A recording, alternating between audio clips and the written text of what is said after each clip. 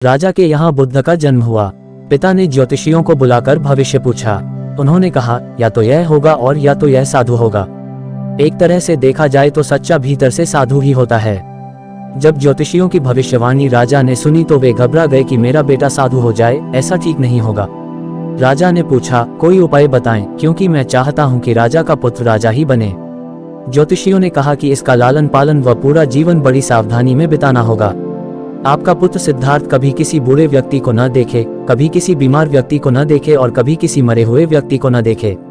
जब तक ऐसा होगा तब तक वे राजा ही बने रहेंगे। अगर ऐसा नहीं हुआ तो वे साधु बन जाएंगे। राजा शुद्धोधन ने अपने पुत्र सिद्धार्थ के लिए बढ़िया से बढ़िया, बड़े बड़े महल, अच्छे से अच्छा भोजन, दास दासियां और खाने पीने के सामान आदि वस्तुओं के ढेर लगा दिए। पिता ने पुत्र को सुख सुविधाओं में इतना उलझा दिया कि उसे बाहर का संसार याद ही नहीं आया। शुद्धोधन ने समझ लिया कि अब इतने सुखों के आगे साधु बनने का प्रश्न ही उपस्थित नहीं होता। वे निश्चित हो गए। राजा शुद्धोधन ने बिल्कुल पक्की व्यवस्था कर रखी थी कि उनका पुत्र सिद्धार्थ जीवन में कभी भी वृद्ध, बीमार और मृतक व्यक्ति को देख न सके, क्योंकि वे अपने पुत्र को खोना नहीं चाहते थे। सिद्धार्थ का जीवन ऐश्वर्य और सुख सुविधाओं में बीत रहा था। उनके जवान होने पर एक सुंदर कन्या यशोधरा से उनका विवाह हो गया। विवाह हो जाने पर शुद्धोधन की आधी चिंता मिट गई। अब तो शादी हो गई, अब कहाँ जाएगा?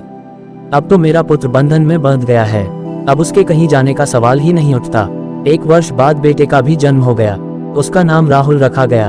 अब राजा शुद्धोधन को बिल्कुल पक्का विश्वास हो गया कि अब यह कहीं नहीं जा सकता। एक दिन सिद्धार्थ ने कहा कि पिताजी, आज तक मैंने कभी अपनी राजधानी नहीं देखी, आपकी आज्ञा हो तो आज देख आऊं। राजा ने कहा, हाँ हाँ अवश्य जाओ, अपना शहर देख कर आओ। एक सारथी को भी साथ में भेजा गया कि जाओ राजकुमार को राजधानी घुमा फिरा कर लाओ। फिर भी राजा ने चाक चौबंद इंतजाम कर रखा था कि कहीं चूक ना हो जाए। सिद्धार्थ के लिए राजधानी के प्रमुख मार्ग खूब सजाए गए थे, पर घूमते घूमते सिद्धार्थ ने थोड़ा उल्टा मार्ग ले लिया। वे उस मार्ग से गुजरने लगे जहां पर तैयारी नहीं थी और आज उनको बहुत आश्चर्य हुआ जब पहली बार उन्होंने एक बूढ़े आदमी को देखा। कमर झुकी हुई, पूरी चमड़ी में झुर्रियां पड़ी थीं। वह परेशानी और डैक से बेहाल था। उसकी चाल बहुत धीमी थी। बूढ़े की झुकी हुई कमर को देखकर सिद्धार्थ को एक झटका लगा और सारथी से उन्होंने पूछा, क्या एक दिन में भी बूढ़ा हो जाऊंगा?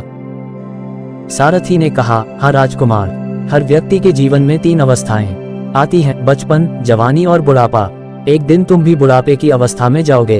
हे राजकुमार, यह संसार का नियम है। चाहे गरीब हो या अमीर, सबका शरीर शिथिल बूढ़ा होता है। राजकुमार सोच में पड़ गया। सारथी ने रथ को आगे बढ़ाया तो कुछ दूरी पर एक बीमार व्यक्ति मिला जो रोगों से घिरा हुआ था। उस पीड़ित व्यक्ति को देखकर राजकुमार का मन बहुत ही दुखी हुआ। राजकुमार ने पूछा, इसको क्या हुआ है? सारथी ने कहा, यह व्यक्ति बीमार है, इसलिए यह करा रहा है। इस संसार में दैख और सुख दोनों हैं। यह अपने अपने भाग्य की बात है कि कोई दुखी है और कोई सुखी है। क्या मैं भी कभी बीमार हो सकता हूँ? सारथी ने कहा, आप यह विचार अभी छोड़ दें। समय बड़ा बलवान होता है। ये सारी बातें कर्मों पर निर्भर करती हैं। चाहे राजा हो या रंग, सुख दैख सब पर आते हैं। अगर शरीर में कोई रोग आना है तो वह आएगा। यह सब सुनकर राजकुमार सोच में पड़ गया। सारथी ने रथ को कुछ आगे बढ़ाया तो सामने से 4 कंधों के ऊपर एक अर्दी को जाते हुए देखा। राजकुमार ने ऐसा पहली बार देखा था। उसने सारथी से पूछा, यह क्या है?